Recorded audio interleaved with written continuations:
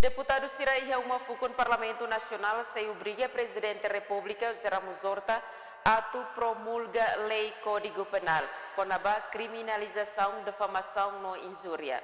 Hatan ba questão ne Presidente da República, o governo, Parlamento, diakliu foca ba preparação cimeira ASEAN e hatinan rihun rua no recensia.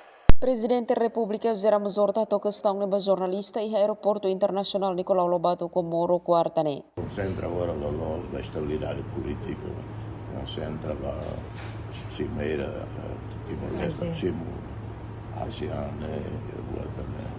oferece aí até consenso, também e a bancada do governo é uma compreensão dia depois quando uma dia e depois pela colher o PRP oferecer para a dia de lá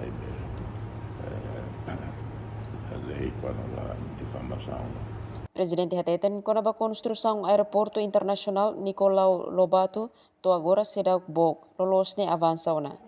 Liga a construção aeroporto internacional Nicolau Lobato, secretário de Estado de Comunicação Social, Expedito Dias, hatan ba presidente katak, daudawne ihona processo nelaran.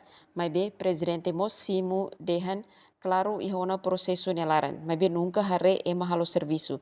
Difícil ato aeroporto ne pronto ihatinan rihun rua no recensia. Além de secretário de Estado de Comunicação Social, Expedito Dias Ximenes Hateten, e a lei de comunicação social halo hela revisão, se la criminaliza produto jornalístico. Emerenciana Pinto, STL News.